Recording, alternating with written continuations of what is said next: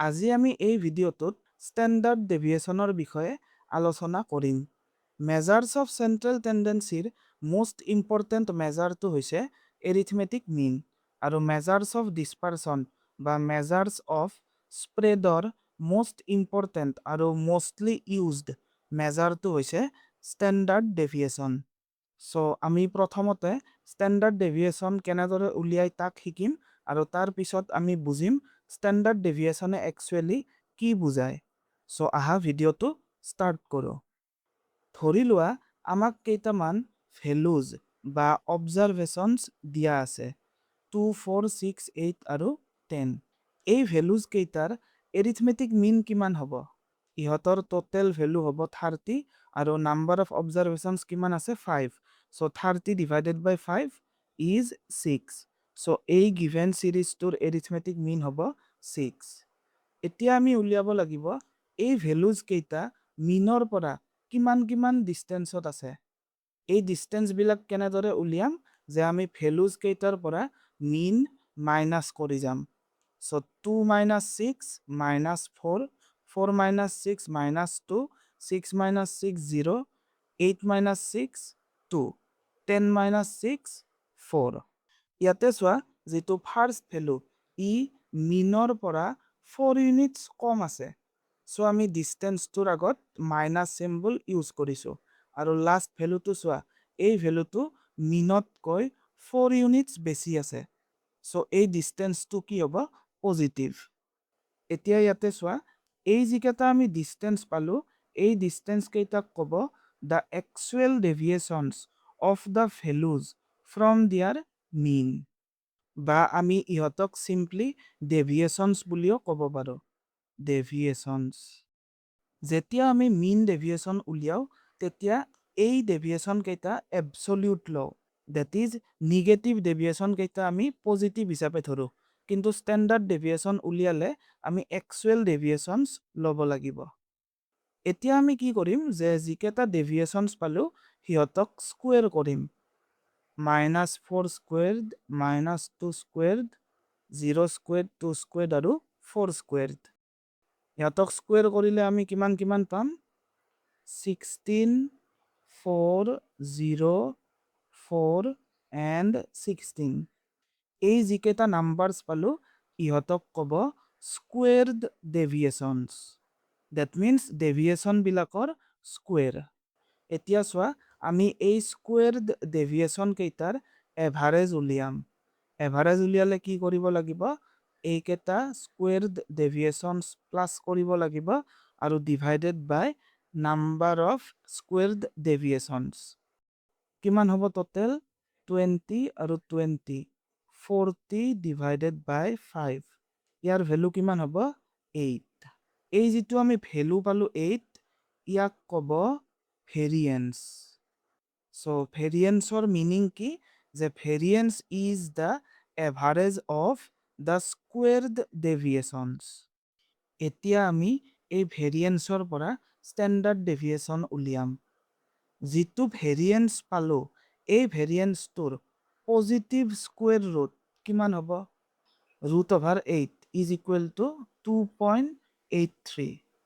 এই যিটো আমি ভেলু 2.83 পালোঁ ইয়ে হৈছে ষ্টেণ্ডাৰ্ড ডেভিয়েশ্যন। চ' আমি ষ্টেণ্ডাৰ্ড ডেভিয়েশ্যনক এনেদৰে ক'ব পাৰোঁ যে the positive square root of the variance. এতিয়া তোমালোকক মই ষ্টেণ্ডাৰ্ড ডেভিয়েশ্যনৰ ফৰ্মুলাটো ডিৰাইভ কৰি দেখুৱাম। ষ্টেণ্ডাৰ্ড ডেভিয়েশ্যন উলিয়াবৰ বাবে আমি প্ৰথমতে ডিটাৰমাইন কৰিব লাগিব এক্স বাৰ বা মিন। মিনটো ডিটাৰমাইন কৰাৰ পিছত আমি যিকেইটা ভেলুজ দিয়া আছে সেই ভেলুজ কেইটাৰ পৰা মিন মাইনাছ কৰিব লাগিব। চ' ইয়াতে হ'ব X minus X bar. X minus X বাৰে কি বুজায়? যে deviation of a value from the mean. Now আমি কি কৰিব লাগিব? এই ডেভিয়েশ্যনছবিলাক স্কুৱেৰ কৰিব লাগিব। চ' ইয়াতে হ'ব এক্স মাইনাছ এক্স বাৰ হোল স্কুৱেৰ্ড। তাৰপিছত আমি কি কৰোঁ? যিকেইটা স্কুৱেৰ্ড ডেভিয়েশ্যনছ পাওঁ সিহঁতৰ টোটেল উলিয়াই divided by number of observations কৰোঁ। চ' স্কুৱেৰ্ড ডেভিয়েশ্যনৰ total, that means summation x minus x bar whole squared divided by number of observations. এইখিনি কৰিলে আমি কি পাম যে ভেৰিয়েন্স। দেন যিটো ভেৰিয়েন্স আমি পালো তাৰ পজিটিভ স্কুৱেৰ ৰুট। চ' ইয়াৰ ওপৰত আহি যাব ৰুট অভাৰ চিম্বল। চ' এইটো হৈছে ষ্টেণ্ডাৰ্ড ডেভিয়েশ্যনৰ ফৰ্মুলা। ষ্টেণ্ডাৰ্ড ডেভিয়েশ্যনক চিগমাৰে ডিনোট কৰা হয়। চ' চিগমা ইকুৱেলছ দিছ। এতিয়া তোমালোকক ক'ব গৈ আছো যে ষ্টেণ্ডাৰ্ড ডেভিয়েশ্যনে একচুৱেলি কি বুজায়। এটা গিভেন ডাটা ছেটৰ ভেলুজবিলাক মিনৰ পৰা সাধাৰণতে কিমান দূৰত থাকে সিয়ে হৈছে ষ্টেণ্ডাৰ্ড ডেভিয়েশ্যন। ছাপ'জ তুমি এই 5টা ভেলুৰ পৰা ৰেণ্ডমলি কোনোবা এটা স্পেচিফিক ভেলু উঠালা। ফৰ এক্সাম্পল তুমি 4টো উঠালা। চ' তুমি যিটো ভেলু উঠালা সেই ভেলুটো আছে 2 ইউনিটছ বিল' দ্য মিন। আকৌ ছাপ'জ বেলেগ কোনোবাই এই 5টা নাম্বাৰৰ পৰা ৰেণ্ডমলি এটা নাম্বাৰ উঠালে, সি উঠালে 10। এই 10টো আছে 4 ইউনিটছ এবভ দ্য মিন। এনেকে বহুত মানুহক যদি ইয়াৰ পৰা যিকোনো এটা নাম্বাৰ উঠাব দিয়া, তেওঁলোকে যিটো নাম্বাৰ ড্ৰ কৰিব সেই নাম্বাৰটো জেনেৰেলি বিল' বা এবভ দ্য মিন হ'ব। নাও আমাক এটা ভেলু লাগে বা এটা ষ্টেণ্ডাৰ্ড লাগে যে ইচ ভেলু মিনৰ পৰা জেনেৰেলি কিমান দূৰত থাকে, আৰু সেই ভেলু বা মেজাৰটোৱে হৈছে ষ্টেণ্ডাৰ্ড ডেভিয়েশ্যন। যদি এটা চিৰিজৰ ষ্টেণ্ডাৰ্ড ডেভিয়েশ্যন বেছি হয় তেতিয়া আমি ক'ম যে সেই চিৰিজটোৰ স্প্ৰেড বেছি। এতিয়া তোমালোকক ক'ব গৈ আছো regarding population standard deviation and sample standard deviation. এই কনচেপ্টটো ইম্পৰ্টেণ্ট হয়। ছাপ'জ এটা পপুলেশ্যনৰ 1000 ভেলুজ আছে। আমি ছাপ'জ কেইটামান values as a sample draw কৰিলোঁ। চ' আমি এই পপুলেশ্যনটোৰ ষ্টেণ্ডাৰ্ড ডেভিয়েশ্যন উলিয়াব পাৰোঁ আৰু এই চেম্পলটোৰ ষ্টেণ্ডাৰ্ড ডেভিয়েশ্যন উলিয়াব পাৰোঁ। যদি আমি এই গোটেই পপুলেশ্যনটোৰ ষ্টেণ্ডাৰ্ড ডেভিয়েশ্যন উলিয়াও তেতিয়া আমি ডিনোট কৰোঁ কিহেৰে? চিগমাৰে। কিন্তু যদি এই চেম্পলটোৰ ষ্টেণ্ডাৰ্ড ডেভিয়েশ্যন উলিয়াও তেতিয়া আমি তাক ডিনোট কৰোঁ স্মল লেটাৰ এছেৰে। এতিয়া তোমালোকে ভাবাচোন এই হোল পপুলেশ্যনটোৰ মিন আৰু চেম্পলৰ মিন একে হ'বনে বেলেগ হ'ব? জেনেৰেলি বেলেগ হ'ব। চ' এই পপুলেশ্যনৰ মিনক ডিনোট কৰা হয় মিউৰে। এইটো মিউ বুলি আমি প্ৰনাউন্স কৰোঁ। আৰু চেম্পলৰ যিটো মিন হ'ব তাক আমি ডিনোট কৰোঁ কিহেৰে? এক্স বাৰেৰে। ডেট ইজ আমি যে এক্স বাৰ লিখোঁ, এক্স বাৰে একচুৱেলি ডিনোট কৰে চেম্পলৰ মিন, পপুলেশ্যনৰ মিনক ডিনোট নকৰে। কিন্তু আৰম্ভণিতে আমি যি ষ্টেটিষ্টিক শিকোঁ তাতে আমি এক্স বাৰেৰে ষ্টাৰ্ট কৰোঁ। মই যে তোমালোকক কৈ দিলোঁ এই পপুলেশ্যনৰ মিন ষ্টেণ্ডাৰ্ড ডেভিয়েশ্যন আৰু চেম্পলৰ মিন আৰু ষ্টেণ্ডাৰ্ড ডেভিয়েশ্যন, এই কনচেপ্টখিনি তোমালোকে ক্লিয়াৰলি জানিব লাগিব ইনফাৰেঞ্চিয়েল ষ্টেটিষ্টিক্স পঢ়িলে। চ' এই পপুলেশ্যনটোৰ ষ্টেণ্ডাৰ্ড ডেভিয়েশ্যনক আমি ডিনোট কৰোঁ চিগমাৰে। মই ইয়াতে ফৰ্মুলাত চিগমা লিখিছোঁ। চ' যদি এই ফৰ্মুলাটো পপুলেশ্যনৰ ষ্টেণ্ডাৰ্ড ডেভিয়েশ্যন উলিওৱা ফৰ্মুলা হয় তেনেহ'লে ইয়াতে এক্স বাৰ লিখিব নোৱাৰোঁ। আমি ইয়াতে লিখিব লাগিব মিউ।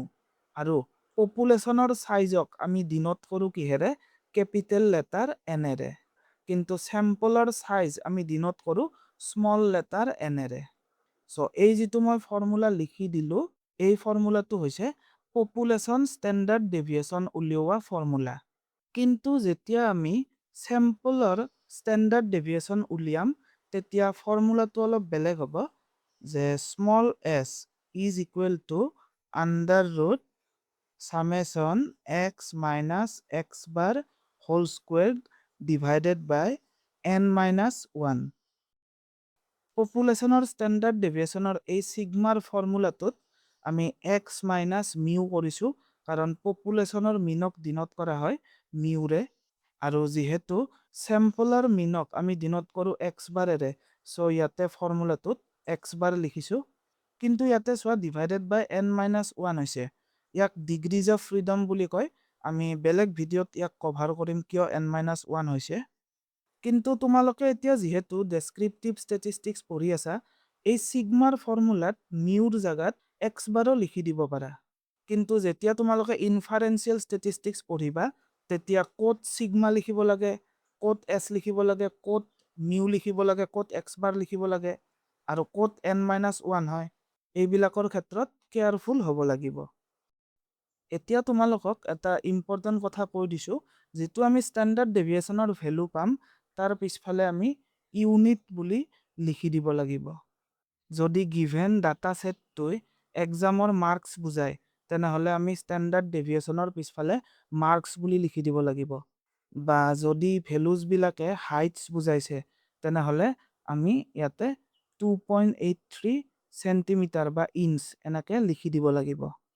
কিন্তু ভেৰিয়েন্সৰ আমি যি ভেলু পাম, সেই ভেলুটোত আকৌ ইউনিট বুলি লিখি দিব নোৱাৰোঁ। তাত আমি লিখিব লাগিব ইউনিটছ স্কুৱেৰ্ড। ইয়াতে ভেৰিয়েন্স আমি কিমান পাইছোঁ? 8। চ' ভেৰিয়েন্স ইজ ইকুৱেল টু 8 ইউনিট স্কুৱেৰ্ড। আৰু ষ্টেণ্ডাৰ্ড ডেভিয়েশ্যন পাইছোঁ 2.83। চ' 2.83 ইউনিটছ তেনেদৰে লিখি দিব লাগিব। তোমালোকে যে পালা ভেৰিয়েন্স, এই ভেৰিয়েন্সটো স্প্ৰেডৰ মেজাৰৰ বাবে বহুত ইউজ হয়। কিন্তু ইয়াতে এবছলিউট মেজাৰ্ছৰ আণ্ডাৰত ভেৰিয়েন্সটো লিখা নহয়। কাৰণ এই এবছলিউট মেজাৰ্ছ কেইটা যি ইউনিটত ডাটা ছেটটো দিয়া থাকে, সেই ইউনিটতে এক্সপ্ৰেছ কৰা হয়। বাট ভেৰিয়েন্সত আমি কি লিখোঁ? ইউনিট স্কুৱেৰ লিখোঁ। চ' তোমালোকে ষ্টেণ্ডাৰ্ড ডেভিয়েশ্যনৰ কনচেপ্টটো এনেদৰে মনত ৰাখিবা যে এটা ছিৰিজ বা এটা ডিষ্ট্ৰিবিউশ্যনৰ ইচ ভেলুজ মিনৰ পৰা জেনেৰেলি কিমান দূৰত থাকে। মই আশা কৰিছোঁ তোমালোকৰ বাবে ভিডিঅ'টো ইউজফুল হৈছে। যদি সঁচাকৈ ইউজফুল হৈছে, কমেণ্ট কৰি জনাবা। আজিৰ বাবে ইমানেই। Thank U.